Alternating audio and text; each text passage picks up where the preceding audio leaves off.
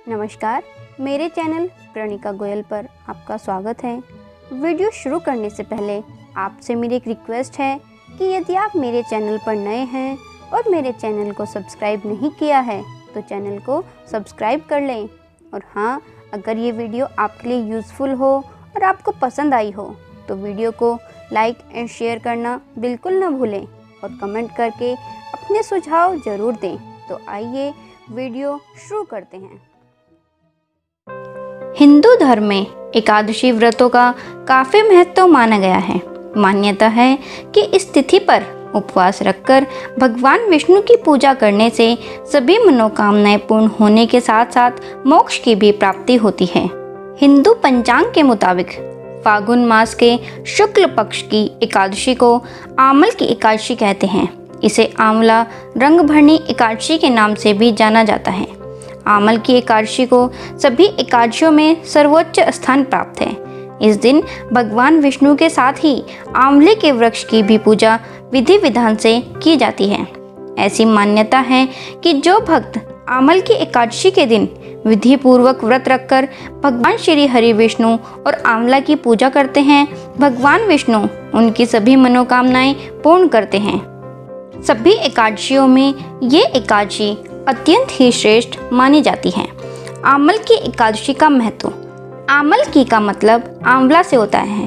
पद्म पुराण के अनुसार आंवले का वृक्ष भगवान विष्णु का प्रिय माना जाता है। ऐसी भी मान्यता है कि इस वृक्ष में श्री हरि और माता लक्ष्मी का वास होता है, जिस वजह से आमल की एकादशी के दिन आंवले के वृक्ष के नीचे बैठकर भगवान विष्णु का पूजन किया जाता है। इस दिन आंवले का उपटन लगाने, आंवले के जल से स्नान करने, आंवला पूजन करने, आंवले का भोजन करने और आंवले का दान करने की सलाह दी जाती है। कहा जाता है कि समस्त यज्ञों के बराबर फल देने वाले आमल की एकादशी का व्रत करने से व्यक्ति को मोक्ष की भी प्राप्ति होती है। पूजा विधि। इस दिन सुबह उठकर स्नान कर भगवान विष्णु का ध्यान करते हुए व्रत करने का संकल्प लें। श्री हरि की पूजा करें, उनके समक्ष घी का दीपक जलाएं, विष्णु सहस्त्रनाम का पाठ करें। पूजा के बाद आंवले के पेड़ के नीचे नवरत्न युक्त कलश स्थापित करें। अगर आपके घर के आसपास आंवले का पेड़ नहीं हो तो घर पर ही पूजा के समय भगवान विष्णु को आंवला प्रसाद स्वरूप अर्पित करें। आंवले के पेड़ का या घर पर भगवान विष्णु का धूप, दीप, रोली, चंदन, अक्षत, फूल आदि से पूजन करें। पूजन के बाद किसी जरूरतमंद व्यक्ति या ब्राह्मण को भोज कराएं।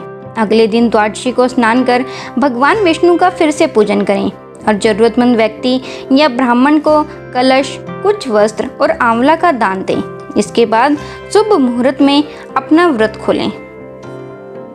आमल की एकादशी व्रत कथा।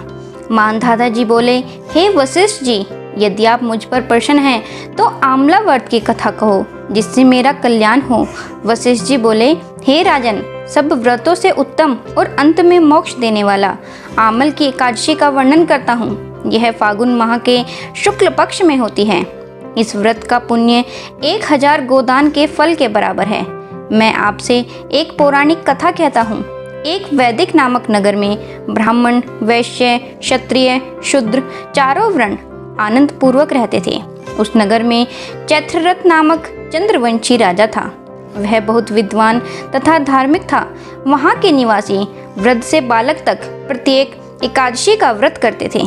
एक समय फागुन मास के शुक्ल पक्ष में आंवला नामक एकादशी आई। उस दिन राजा से प्रजा तक और वृद्ध से बालक तक सबने हर्ष सहित उस एकादशी का व्रत किया। राजा अपनी प्रजा के साथ मंदिर में जाकर पूर्ण कुंभ स्थापित करके तथा धूप, दीप, नैवेद्य, पंचरत्न, छत्र आदि से धात्री आंवले का पूजन करने लगे। वे सब धात्री की इस प्रकार स्तुति करने लगे, हे धात्री, तुम ब्रह्मा स्वरूप हो, तुम ब्रह्मा जी द्वारा उत्पन्न हो और सारे पापों को नष्ट करने वाली हो। तुमको नमस्कार है। अब तुम अर्घ्य स्वीकार करो।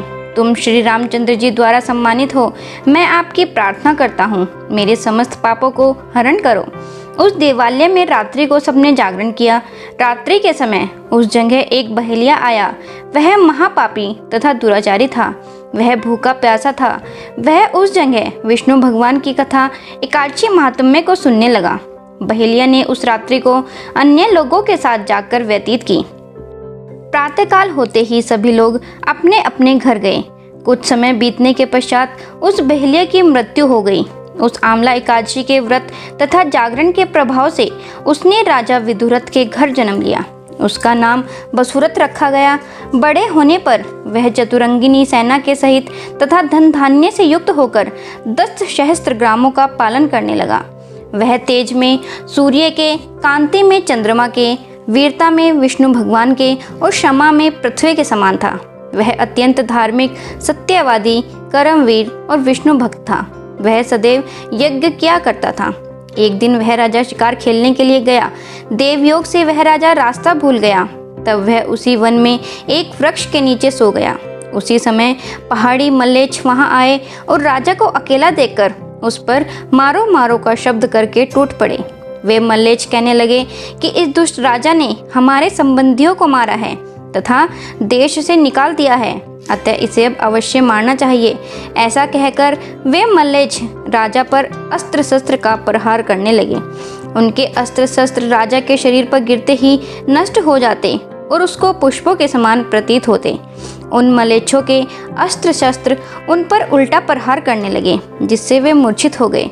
उस समय राजा के शरीर से एक दिव्य स्त्री प्रकट हुई, जो अत्यंत सुंदर तथा सुंदर वस्त्रों एवं आभूषणों से अलंकृत थी। उसकी भ्रुकुटी टेढ़ी थी, आंखों से लाल लाल अग्नि निकल रही थी। वह मल्लेच्छों को मारने दौड़ी तथा समस्त मल्लेच्छों को काल के गाल में पहुंचा दिया। अब राजा जब जगा तब इन मल्लेच्छों को मरा हुआ देखकर सोचने लगा कि इन शत्रुओं को किसने मारा है। जब राजा ऐसा विचार कर रहा था तब ही आकाशवाणी हुई और कहने लगी, हे राजन, इस संसार में तुम्हारी विष्णु भगवान के अतिरिक्त कौन रक्षा कर सकता है। इस आकाशवाणी को सुनकर राजा अपने नगर को वापस गया और सुखपूर्वक राज करने लगा। महर्षि वशिष्ठ जी बोले, हे राजन, यह सब आमल की एकादशी के व्रत का प्रभाव था। जो मनुष्य इस आमल की एकादशी का व्रत करते हैं वे सब प्रत्येक कार्य में सफल होते हैं और अंत में विष्णु लोक में जाते हैं। भगवान विष्णु की शक्ति हमारे सभी संकटों को काटती है। यह मनुष्य की ही नहीं, देवों की रक्षा में भी पूर्णतः समर्थ है। इसी शक्ति के बल से भगवान विष्णु ने मधुकैटभ नामक दैत्यों का संहार किया था। इसी शक्ति ने उत्पन्ना एकादशी बनकर मूर नामक दैत्य का वध करके देवों को सुखी किया था। केवल एक बार आमल की एकादशी का व्रत करने वाले बहेलिये को जन्म जन्मांतर तक विष्णु भगवान की कृपा प्राप्त हो रही थी। प्रेम से बोलिए विष्णु भगवान की जय, माँ लक्ष्मी की जय। ओम नमो भगवते वासुदेवाय। नोटिफिकेशंस के लिए बेल आइकन प्रेस कर लीजिए। मेरे वीडियोस को लाइक, शेयर एंड कमेंट करना और चैनल को सब्सक्राइब करना बिल्कुल ना भूलें। धन्यवाद।